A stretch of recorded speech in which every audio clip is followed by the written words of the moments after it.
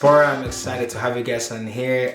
Thank you so much for checking this out. The podcast is about immigrants sharing their stories about what it's like for them to leave their country and move to another country, what their experience have been, the truth about what it's like to live in developed country when you're coming from underdeveloped country is what we're trying to share in this episode. And that's why I invited, the perfect person for the first episode was my good friend Jeff. Jeff is from Haiti. So thank you guys so much for checking this out. I appreciate you guys. And if you're new to the channel, please subscribe. Thank you. God bless. How you doing, man? Thanks for doing this, bro. Oh yeah, thanks for inviting me, man. Yeah. Yeah, anytime, bro. So I got some questions for you though. Like I said earlier, diaspora, like the whole idea is like to just inform people about just us migrants that leave our home country to come to America and just kind of what our experience is like. It's like I feel like there's a lot of misinformation out there, either true or bad. You know what I'm saying? Either some people here over maybe probably exaggerating what it's like living in America. It's good. Yeah, it is. We're not complaining, but at the same time, it hasn't been as great as most people kind of thought it is. Would be. be. Yeah. All right, so but let's just start. I'm just gonna ask you, for someone that doesn't know, where you from, where you originally from. Oh, okay. Yeah, I'm originally from Haiti. I grew up in Haiti, born and raised in Haiti. Nice. So after the earthquake, I moved to Dominican Republic. What year is the earthquake happened? 2010, January 2010. Wow. Yes. You remember that day, Yeah, huh? I remember that day. Literally just got back from work, shower, ate, and then it was the first day school were back after Christmas break. So I was tired because, after 2 weeks of Christmas break, we were chilling. Right. And then went back for first day of school, came back, shower, ate, and then was resting for a little bit before I do homework. And then it happened. Wow. Yeah. So you felt it, Oh yeah, it woke me up. You were sleeping when it happened? Yeah, I was sleeping when that happened, and then that literally threw me off the bed. Yeah. Wow. Yeah, it was. I haven't been in an earthquake before, bro. I know, it was a big one. It was a 4 point something? No, 7.2 or so. Yeah. You know what's funny? It's I think I saw that in the news, in Africa. I think, Nigeria, when things happen in the world, it takes a little bit before it gets to Nigeria. Yeah.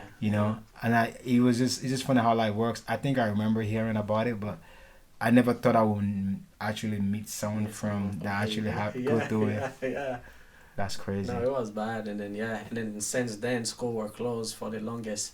School didn't that year. It was January, so school didn't open until around June. So when you went out that day, when you were sleeping, when you get out, you see stuff yeah, we see building in the floor, people running, blood everywhere. Yeah, one lady actually stopped by our house because one of the guy who lived in the second floor of our house was in doctor school. He was studying to become a doctor. So she was holding her daughter and then trying to get help from him, but the daughter died. So we couldn't help. Yeah, so it was a lot. Damn. How old were you at the time, without mind me asking? Oh, but I was 15, 16. Yeah. Damn, that's young. Yeah. That's crazy. And it's also interesting that almost Asians that I've met here. Am I saying that correctly? Because I always miss my Asian and Haitian. Haitian. Yeah. Haitian, right? Haitian, yeah. It's almost like I'm saying hate. Yeah, he's almost like Haitian. Right, every time I'm still messing up. Yeah, Haitian. Yeah, most of them I met in Spokane specifically. I'm not meant too much of them, but they all have been affected by that earthquake, and they actually, I think most of them actually were either here adopted or moved here from. Yeah. So 2010 must be a big year in Haitian. That year, a lot of people, because there were a lot of kids up for adoption. So after that happened, all those kids that was in the process of being adopted, they all just come to United States. They just got approved. Paper. They all came and then get paper. Their paper process as they are here. So anybody that was even planning they just brought here. They just bring it here. Yeah. So it's a lot of happened that year. So a lot of people had the chance to come here. Yeah, because of some kids couldn't come, so some adult accompanied them to bring them here. Right. So those adults had the chance to stay in or not. So yeah.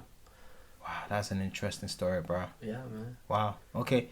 So so when let me go back to my questions. Just I don't want to miss it. So again, so you're from Asian. So Haiti. Yeah, My yeah, goodness. Haiti. Oh my Yeah. goodness. This is gonna be crazy. Hey, if it's gonna sound better if you said it in Creole, you might The IT. IT. Yeah, IT. Haiti. I think Yeah. that's better. Yeah, that's Haiti. better. That's IT, great.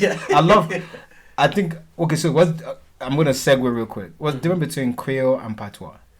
Um, that's a big question. So Creole, it's like a mixture of like African languages. Is like I would say it's the same thing. It's just like the way they said it, because Creole is just like a bunch of mixtures like African languages, some native Indian languages, some French, some Spanish. It's just a mixture of many languages that form it, because that was a way the slave used to communicate Right. without People really know what without it. the French It's like colonizer know what they were talking about.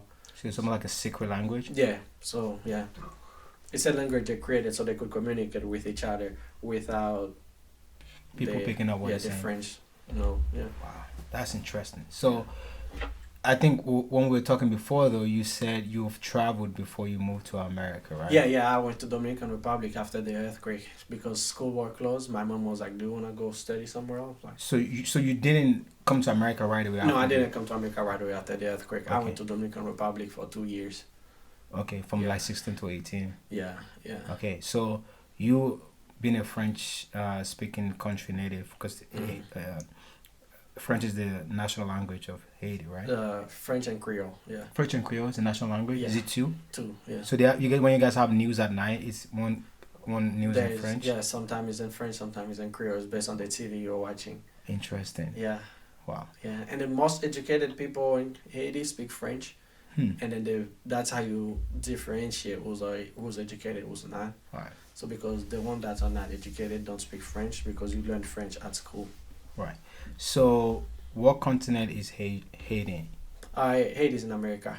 It's in Americas. Yeah, it's in the Caribbean. So yeah, Caribbean is part of America. Okay. So yeah. Okay. For someone that don't understand that, so America is United States is in North America, North right? America. Yeah, and the United States, Canada is in North America. Part of Mexico is in North America, but they mostly define themselves as Central America. Central America, right? So Haiti is just like literally in the Caribbean, close to Central America, close to Mexico and area, but they call it the Caribbean.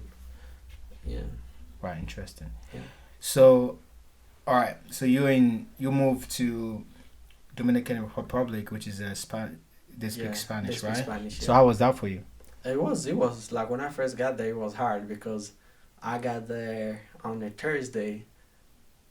On Monday, I start school, and I didn't speak the language. Do you have any family there? Yeah, I have some cousins living there. Yeah, So you have some cousins that speak English and French before. no, they speak Spanish. They just pure Spanish, Just and they're pure family member. Spanish. Yeah, they are. So how do you guys family communicate? member. No, that? they speak Spanish and Creole because Oh, their parents are okay. Haitian, but they are more fluent in Spanish than Creole because they grew up there.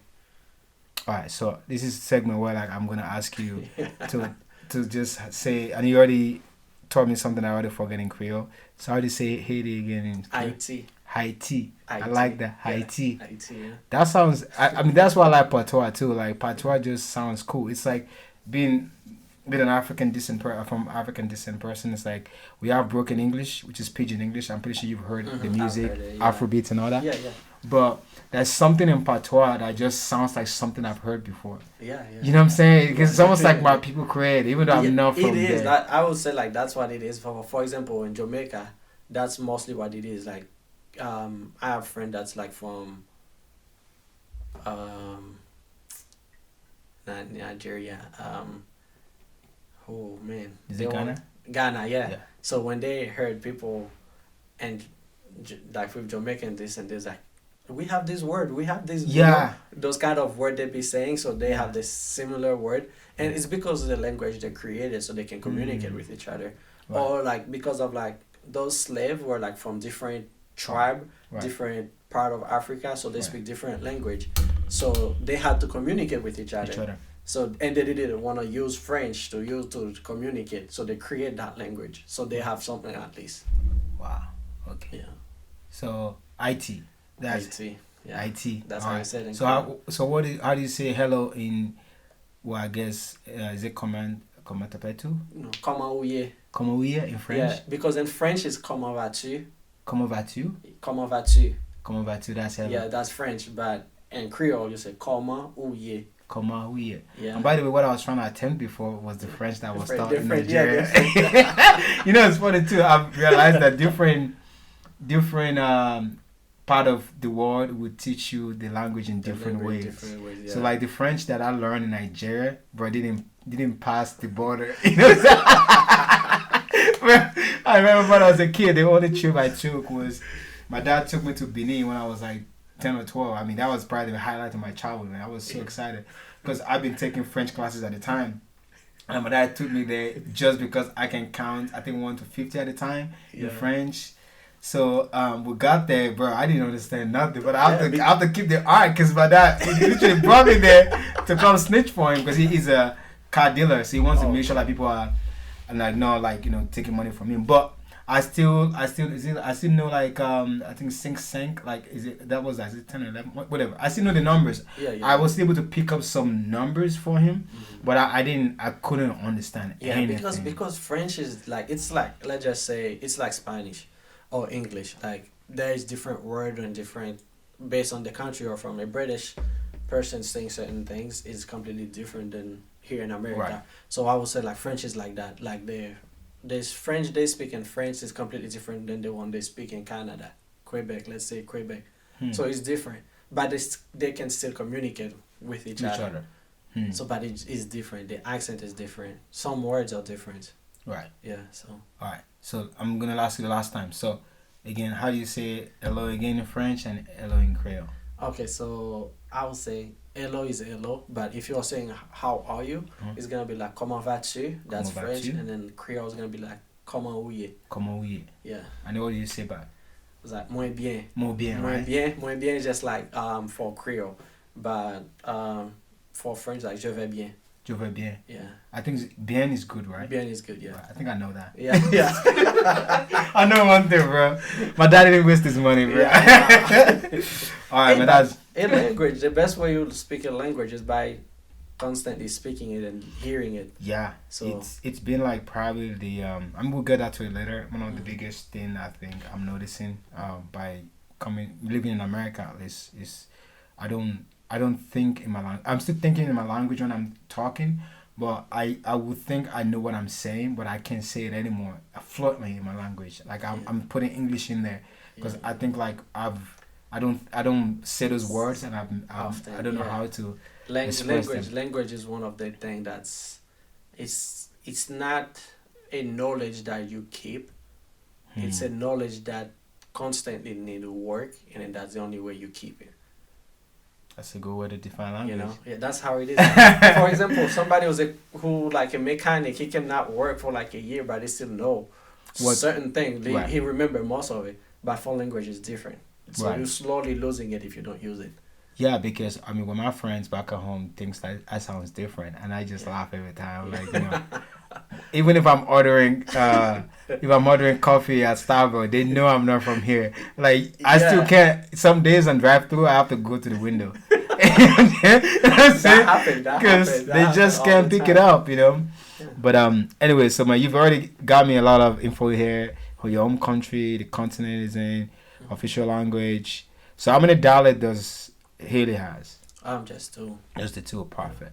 What they did a local grading, and then so, this I want you to just try and describe for someone that I've never ever met anyone from Haiti before. How will you describe an Haiti? Someone from Haiti. How will you describe them? Haiti, I would say like is 85 to 90% black. So Okay. most Haitians are black.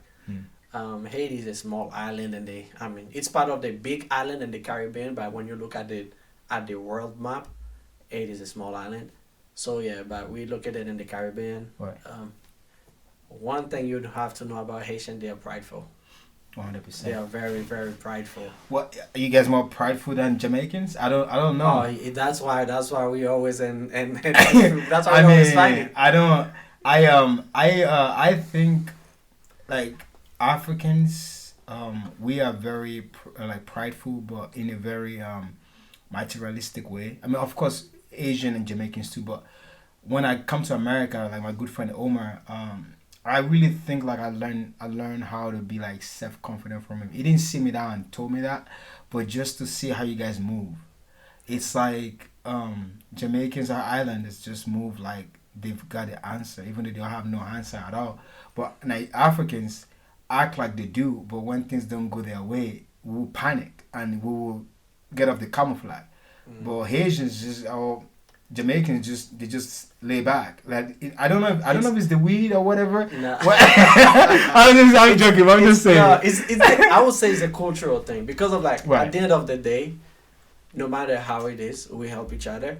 So Mm. and then like we just like really prideful on like where we came from. Like as of right now, Haiti is one of the poorest neighborhood in the northern Isthmus, uh, eh, uh, the northern hemisphere. Yeah. But What do you mean like they're the most they're one of the poorest like country. poorest? Poorest, Oh, yeah, yeah. poorest. But they don't move like that. That's the thing. Because Hmm. we keep that pride up. It's just like it doesn't matter where we are. It doesn't Hmm. matter how people see us, but we see ourselves differently.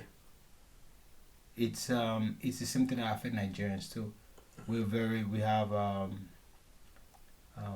I would say overly optimistic. With Nigerians are more overly optimistic, not prideful. They Nigerians just believe that things are gonna be okay, which sometimes it does, but most of the time it doesn't. So like you see someone graduating school, university, and going on debts for your marriage because he really believes he's gonna have that money. Yeah. But I don't know. We're gonna get more into like that the pride thing later on. I think I like it though. I'm from an Yeah. outsider in. I don't know about how you feel about it, but Oh no, I love that's the like confidence. to be honest, I always that's the first thing I usually say. Yeah, I'm from Haiti. I'm Haitian. Hmm. So what? Yeah. You know what I'm saying? So that's the kind of thing like we portray as like, okay, my country's not good. So what? So what? But So Nigerian what? though, like same way. Like You we know? always believe we're the best in Africa. It was like you Yeah. can ask any Nigerian. Like Yeah. even our soccer team, we believe we're the best in Africa. When Nigerians are playing, we believe we're always gonna win. Even if it's among anybody. Like I just don't know, and I don't think about it as much until after I got to America and I met other friends from like Kenya and all that, and I see like the reason why people buy into Nigeria. I don't really think it's because we're the most popular, of course, but Mhm. we that confident thing I think Yeah.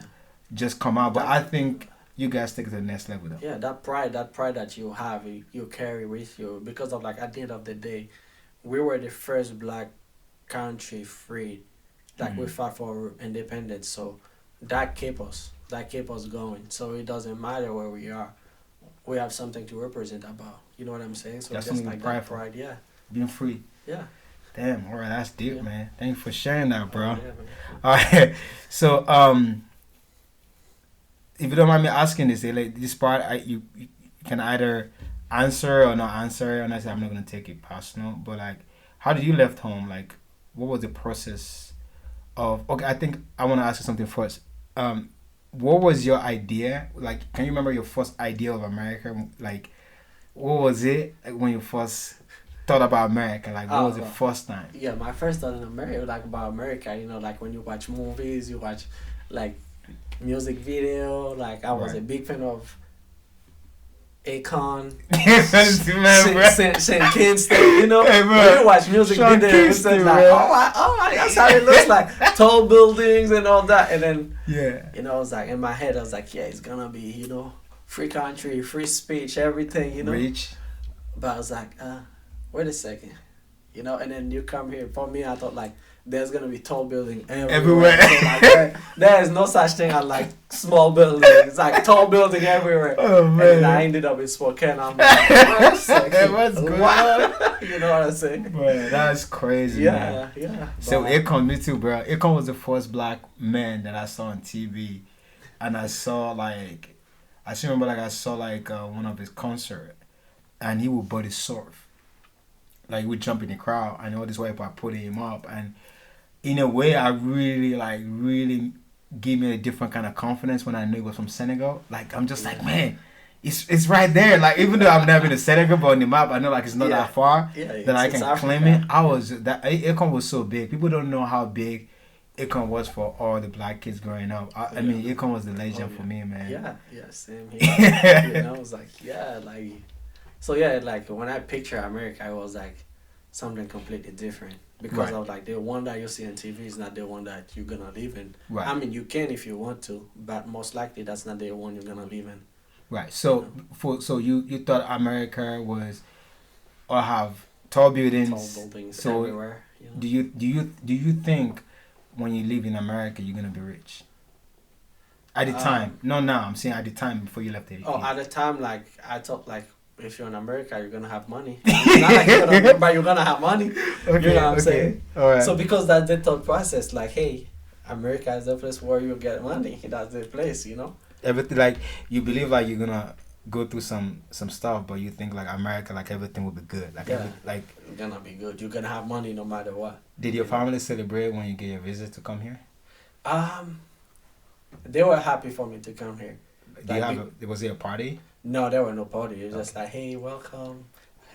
Now you're here. You're gonna go to school, you know. But you have family here when you moved here, right? Yeah, I had family here. My mom was here. My sister, my nephews and nieces, all of them were here already. How far were they here before you got here? Oh, probably like 10, 15 years. Oh, they've been there for a minute. Yeah, they've been there for a minute. So, before you come here, then who were you staying with back at home? I was staying with my older sisters. Wow. So you really have to grow up with like dad, mom and dad around. No, like my mom wasn't there for that long, but my sister did. My sister had been here for at least 12, 15. My mom had just gotten 5 years when I came. Nice. So yeah, because my mom left right before the earthquake happened. Right. Yeah. So. Okay. All right. So if you have to describe how America is now that you've been here, like, how do you see America now? Completely different.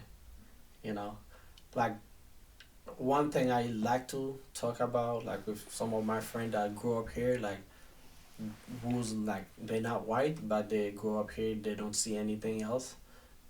So I like to tell them like you need to travel somewhere else and get a different perspective, because for me now I had to train myself to know that I'm not just Haitian anymore, but I'm black. But before I came to America, black wasn't my first identity. Haitian was my first identity. Do you ever check a black box before you come to America? No, we don't have such thing. There's no box thing, right? You know? Yeah. So because of like that's how Haitian should look like.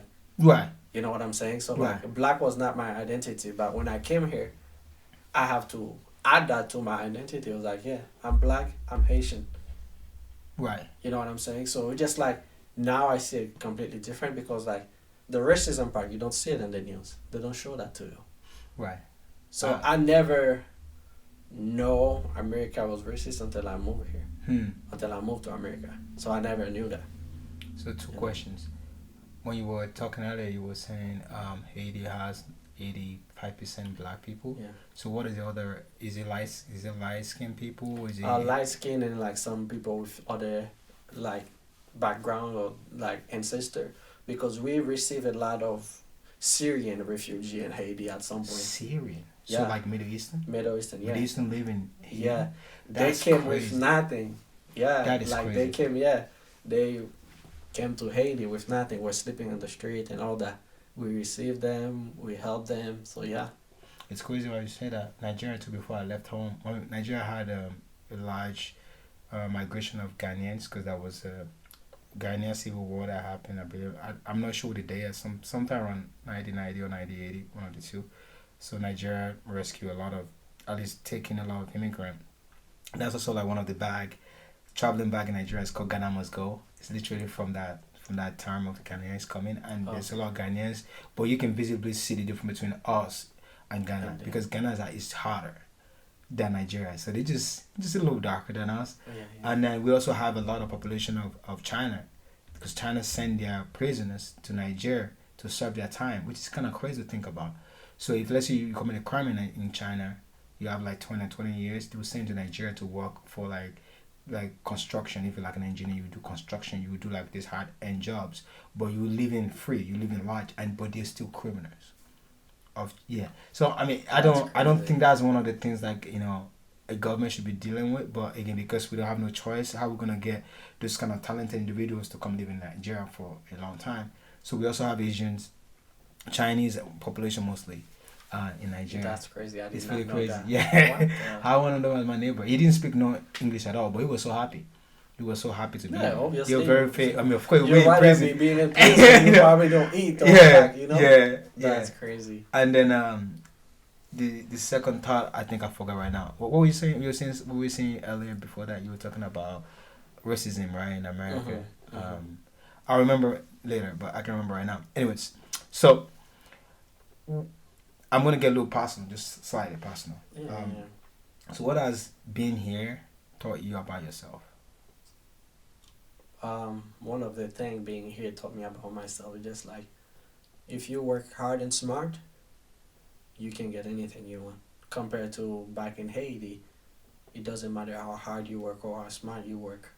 As long as you don't have somebody already on top, you're not gonna get to the top. That's no opportunity. There's no opportunity because of like it doesn't matter where you came from, but you have to have somebody on a position that is like, oh yeah, that's my cousin. That I know that person to help you get up. You're not gonna get up there because it's all based on like Who you know, knowing somebody who you know. because there's fewer opportunities. Yeah. So, but here, like one thing taught me just like if you work hard and you work smart, anything is Yeah. possible. I agree completely with you, and I think like the one thing I'm trying to learn now, which has been interesting. I'm gonna probably say an unpopular opinion about this is being around white people actually have taught me. I pay attention that they don't work as hard, but they work smart, like you said. If you work smart, I think in America you can go places, but I think I mean, I would say for my population, because Africans think we can outwork, and get somewhere. Yeah, you can, but you will also waste a lot of time just doing the same thing. Yeah. And a lot of people, if you think about it, like the Mexican population in America that work on farms or whatnot, they work harder than anybody else, but Yeah. they always also get paid the lowest. Yeah. So I think working smart is probably more important. Which like when most people come here from another country like me, you have all this pressure, all these responsibilities. You have to your initial response is to react right to that pressure, and I've realized that you actually supposed to calm down and really think about Yeah. what can I do. Like for example, what we're doing right now. This is not something you would tell an African that you want to do that he would think is anything smart. Yeah. He would think you need to go get a degree and get a Job, I know that, but I just been around people because one of my good friend, he one of the one I think really shook me about working smart and being confident was one of my good friend a few years ago, like 2016, before Spokane House Market Go Crazy. We just started working together 2017 actually December, and he was talking like I'm gonna stay in my parents' house for like you just get out of college. So I'm gonna stay for 3 months, and I'm gonna get a house, and I'm gonna buy another one, and I'm gonna flip it. And at the time, buying a house, I mean, for foreigners, of course, it just seems like this It's just like the biggest grandiose, thing. yeah. And I was like, oh, that sounds a lot, And I was just telling him, like, no. It's like he's like, yo, if you take the house class, house buying class, you get the government help you. Like he was just making it so simple, but because of how we think, again, the working hard part that we've been taught, I think of everything has to be a mountain, right? Yeah. Everything, you must just be so hard. Because people are not buying houses, people are renting apartments. So I'm just not saying it. Anyways, long story short, I saw him buy the house. The house market go crazy. You sold the first house, make 60 grand, reinvested to another house. Now the one he even bought 2 years ago or a year ago is probably gonna go for 340. He's probably gonna make 70 or 80 grand while still maintaining his first capital. And I think being around that really changed my life. And I'm sorry, he's white. No offense. I'm not saying I know. I mean, I just know one Nigerian dude. I think Taufik, right? That's doing the same thing. But at the time, I'm just saying 2017. I didn't have a lot of people around me that was doing that. And I think actually you can. I want to see what you think on this. I've been thinking about this idea about the people responsible for the misconception. I think you nailed that right there. I actually didn't think about how we are also making that false. And that you say that is kind of interesting because I remember one of my brothers asking me for something, and I told him I didn't have money. Like I didn't have money at the time, and then the following week, me and Christine went on vacation to our parents. But that vacation, it's literally after Seattle, so we didn't fly or anything. I'm almost stay with my in-laws. I didn't pay any money. They take care of us for that whole week. I didn't. Sorry, I didn't even the gas. I think Christine was the one that paid that trip because I was just low on money at that time. And I remember my brother was kind of like telling my mom. He didn't tell me. Tell my mom like, yeah, Zeke said he doesn't have money, but he's going on vacation. And I was just want to be like, bruh. And I tell him I didn't spend any money, but he didn't believe it. He really thought like, because that's what I'm saying. And a lot of us too, for example, was like, okay, I'm gonna go back home. Guess what we do? We do new shopping, getting new shoes, new clothes, Right. I was like, I'm coming from America, I don't wanna be looking like, you see? So people gonna just like, alright, you don't got money, right? So that's actually my second point was I didn't even think us, but I think I've seen those people. I don't think there's anything wrong with you going back home buying new clothes and all that. No, I don't think it's anything wrong. But the people that take it wrong is the people that actually go home on credit cards. Yeah. And go home and live in hotels and buy cars when they back home. You know what I'm talking about? They buying stuff for everybody. And I've been telling my brothers at home, and I'm like, you wait till these people come back home. They paying that money for the whole year, and they probably live in an apartment here, not have nothing, but they will keep going home, trying to live up to that image. Yeah. That they're doing so good here. And that's the thing. That's what I'm saying. We keep feeding them those things. It's those people that feed them, knowing that if you're in America, you got money. Alright, so how can we change this? So you think when we go back home, at least just be ourselves, just dress normally like we normally dress here. Yeah, like normally, like for example, look at me with a shirt. I'm going to play soccer. You know, I just normally. I think if I go home, that's what I'm gonna. Well, I mean, I'm going to Nigeria anyway, so I already tell my girl when we're going back home. I wanna do that for that, and also so that people don't ask me for money. I think because of like the perception they have is just like, oh yeah, like you're from America, you got money. No matter what, you got money. But at the end of the day, no. I work, I pay bills, I save for emergency. I work, I pay bill and save for emergency. That's how it is because you have no backup. We have no backup. We were gonna call. Yeah, it's not. Yeah, if something happened, we have to take care of it. You know what I'm saying? So it's just like all those things they don't understand, and they're never gonna understand until they got here. So I would say the people that go home, and I will again let's have a conversation about both sides, right? People that go home that also ball, I don't think all of them are going home just to show off to people or to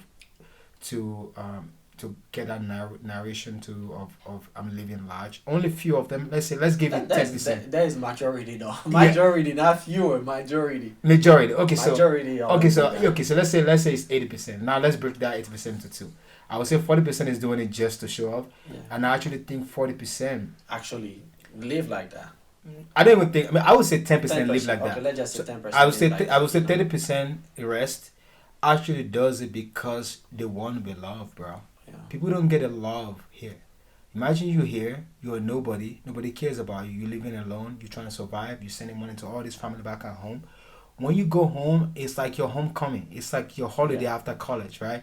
You want people to love you. You want to live your fantasy of like, I've been working so hard. And if you think about most people what they're doing here, people don't do that. I mean, I'm just saying for our immigrant population, we know this. It's either we're doing home caregiving or working at, and we don't have a lot of job opportunities. So people work super hard. I remember one guy was like, he was doing carb and he was like one of my friends from Nigeria, he's a Yoruba guy, and he was telling me he worked, I think it was like 80 hours a week, and he was of course very proud about it. I'm just like, bro, how are you gonna sustain that?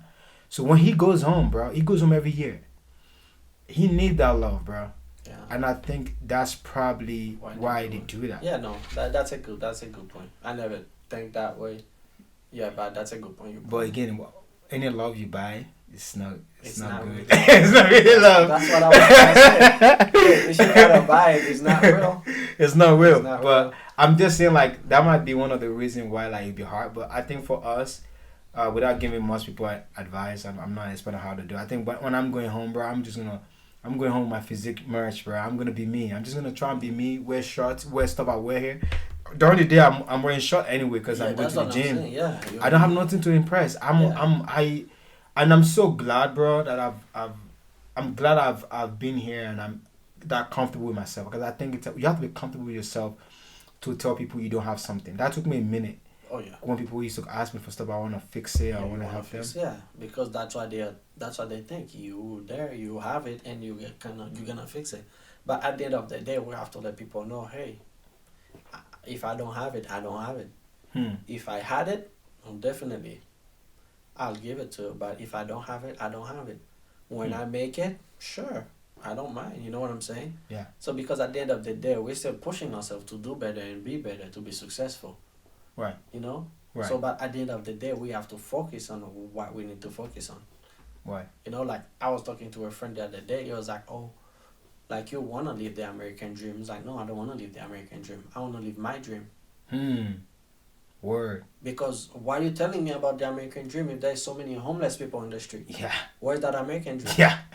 Like there's so many people that literally living and they're American with bare minimum. They're American. What are you talking about the American dream? There's no such thing American dream. It's your own dream that gets you where you wanna go. I'm not gonna call it the American dream. I'm calling it my dream because I know my goal. I know where I wanna be. Right. So I'm gonna leave the crazy story for next time we do this. I actually wanna get into like challenges you went through or whatever, but to kind of wrap this one up, I have two last questions for you. Yeah. One is gonna be, if you know everything you know now, when you were leaving back home, will you still leave? I would say yes, because there's way more opportunity here. It's almost like having like a gate to get through. Here's like a gate, and then back home is a door. You see what I'm saying? That is shot. Yeah. There's no keys to that door. That's it's like, would you like there is like a trillion of us trying to get to that one door. That one opportunity. And there's a trillion of us trying to get to that gate. There's more people flowing into that gate than that door. Because that door probably fit 2 people. That gate probably fit like 10, 20. That's So I would still, knowing what I know now, I would still live. Because I know there will be more opportunity, no matter what. Okay. So the last one would be, what have you gone through here, or what have happened to you here that made you appreciate home? It just went assumption and racism. Those are the 2 things. Assuming just something. Oh yeah, you black, you have an accent. Where in Africa are you from? I'm sorry, man. Yeah, oh yeah. Shit. I'm not from Africa. Yeah. I'm from Haiti. You're Haiti, bro. And it's in the Caribbean. Yeah. It's part of America.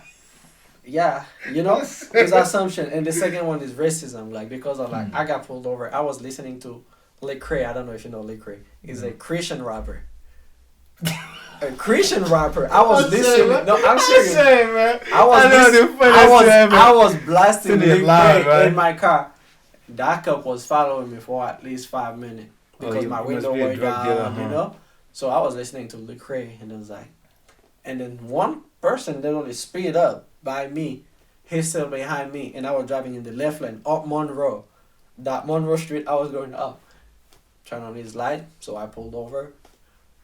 I was 5 minutes from my house. I mean, not even 5 minutes, 2 minutes from my house. Pulled me over, I parked, asked me for my driver's license, registration, give him everything.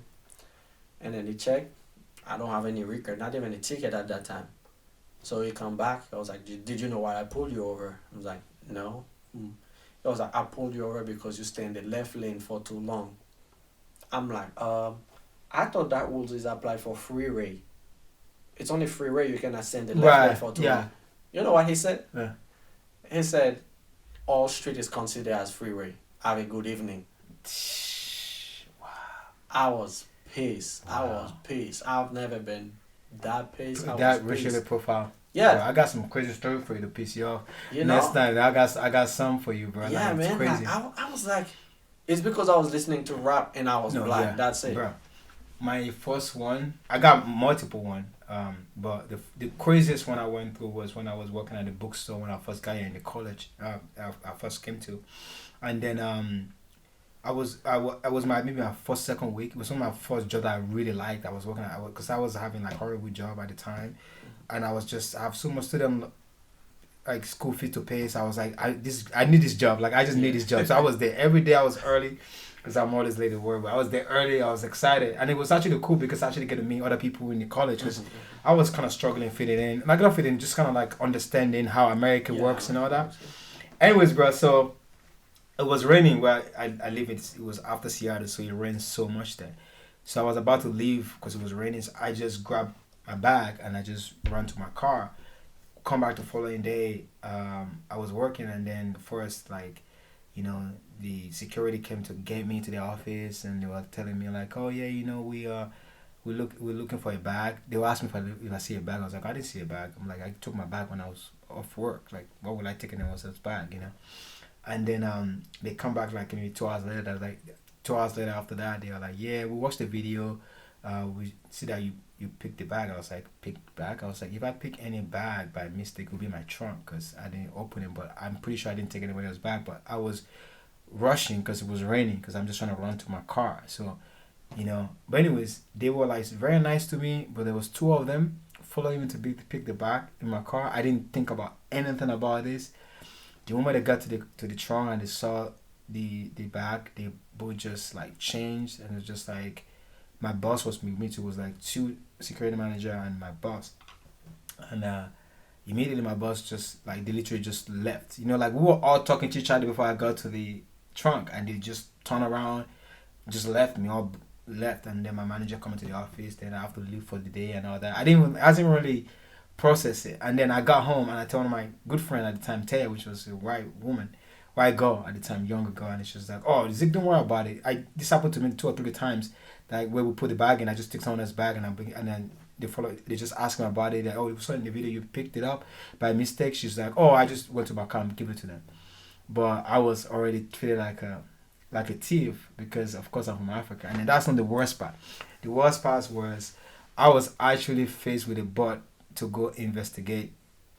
Did I have to go talk to someone in the board of director because I was an international student, and that was kind of that's something that could make me lose my student status, you know. So I was so pissed. It was out of a week. I was, bro, even pissed. I was mad. I was confused.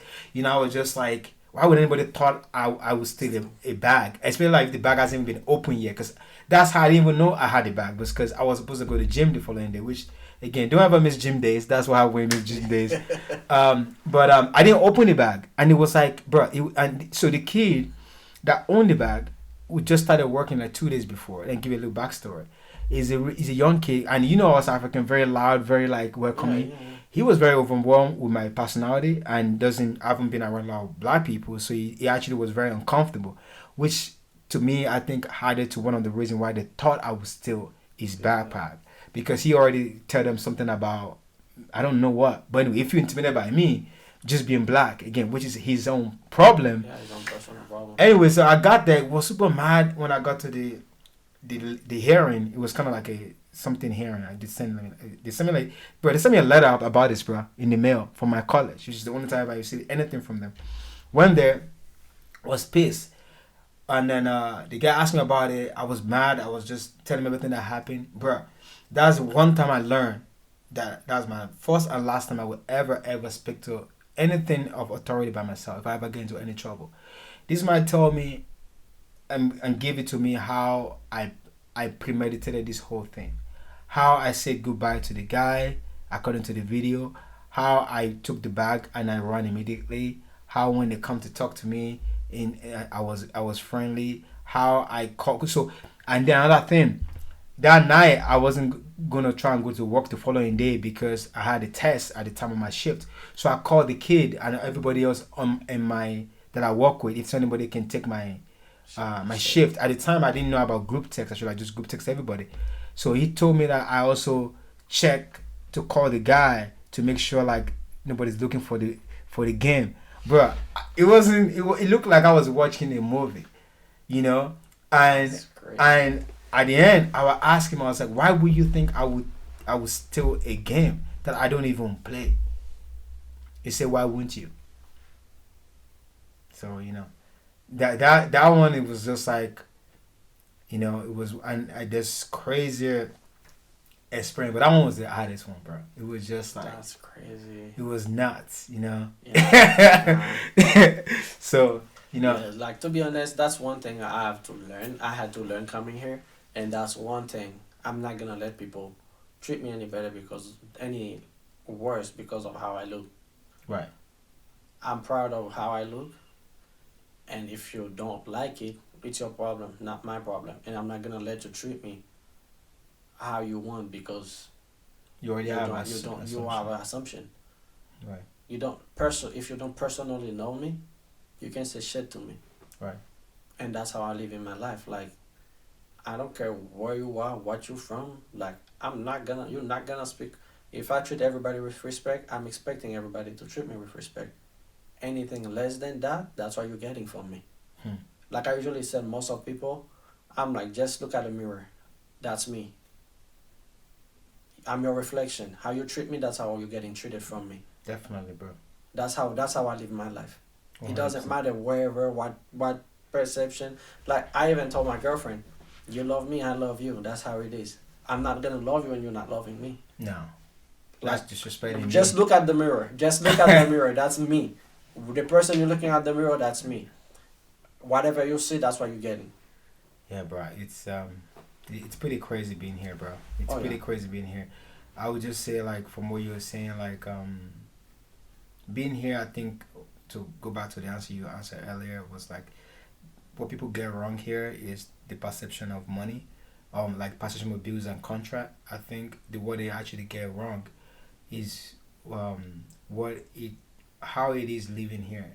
At home, you are always around people. We are raised with people, aunties, grandmas. You are always around family, friends. Here, you are by yourself, and that's not how we're You have raised. to create that You have community. to, but you have That's to the create that thing. community. But even still, you still have to. People still go to work. Yeah. People still You have you to. still you still have to make it You work. have to That's the make it. thing. Like we're just talking about it. Like even Yeah. before I met you and I met some other people. Like the last time I was with them, probably I mean I went to like a Ghanaian party last weekend, and even before that, maybe like 6 months, we'll go back. Yeah. Where unless I go to Seattle to see my boys that we used to live together, it's just Yeah. and people at home they have no idea what that's like.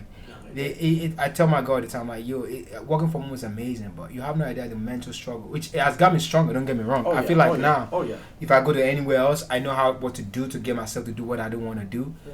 But the day to day of it is very challenging. I know that's why my girl doesn't want to work from home, but I want to work from home because the way I see it, you have more opportunity. You can create Definitely, more bro. opportunity. I'm with it. I'm Yeah. doing more of my business. That's what I'm saying. Mhm. Working from home, there's so much more you can do. Why do Yeah. you think? Because now Apple was trying to get a bunch of people to come back, and then they literally said like, no, we're not coming back because most people don't want to go back to work to go every day You have to into go Apple. to California and all that and Yeah, live in so that expensive yeah, places. that's why but most people don't want to do that. No. Because that COVID changed a lot of things and it make a lot of things. Like to be Opportunity, honest, man. I was learning something earlier. There is Zoom Island. It's a tropical island where a bunch of people who work from home go and Zoom live in vacation. Island? That's how they call it. I'm Bro, not kidding. I was gonna tell you though, bro. Whenever it is you wanna start working from home, let me know. Cause I know all the coffee shops around here. Yeah. I'm most productive when I go with someone or I get out of the house. But I've noticed that like even just having one person, not like we have to do anything, but just having that accountability of like, okay, we're gonna be here 4 hours, we're gonna work and whatever. Because I think this is one thing I've learned now. The truth is this: most jobs, for example, like I'm an expert in Amazon and advertising. My job is not 8 hours, but when I was at work office, I have to stay in that office for that 8 hours, even though I'm not doing anything. Yeah. What working from home give us the opportunity for is that you can You- break those work down and then be available if something needed to be done. You can literally go downstairs, go do it. But like you said, the freedom. The freedom. I don't think I can ever go back. I don't think I can ever That's why go I'm back like, to. I know it's off topic, but as of right now, Oh, I'm it's trying topic. to get into IT. I will talk about it. Yeah, Yeah, I'm about to go into like software development. that's amazing. I'm about to get a certificate from that, so I'm going into that field where I know I can still work from home, right do my real estate investment, and then Right. still have the time of the day to to spend do your time stuff. with Are you my are you girl. are you good at math? Yeah. you'll be fine, bro. Yeah. I don't know math. Again, Yeah. I kill all the stereotype of African. I'm not a good student. I'm not good at math. I hate school. I learned the most by talking, which is crazy. You love learning, but yeah. you don't love school. There's a No. difference though, because people think you only learn from school. No, No. you can learn anywhere. Anything Yeah, you don't YouTube know, is just been my talking. university, bro. That's what people don't understand. Though. YouTube is my You know, and university, it's bro. all those big things like we're discovering here, like we didn't know prior to that. Right. You don't need school to learn. You really don't.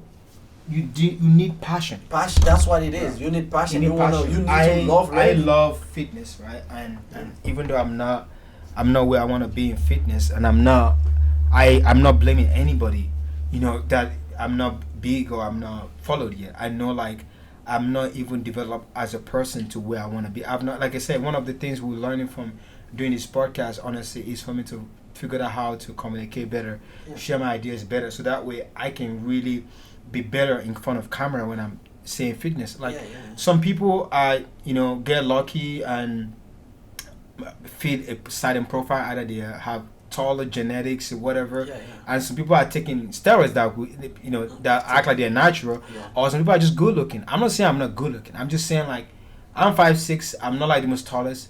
I have to have something else, and one of the things that's why I'm taking the power from this big thing of fitness that is saturated is my story. It's one of the things we were doing this for. It's I have to lean into what is my power. You have to feel comfortable in your own skin. Thank you. And order to help people be comfortable in their own skin. Yeah. If you're not comfortable in your own skin, how are you gonna let somebody like you can feel comfortable? Yeah. Do you know St. John?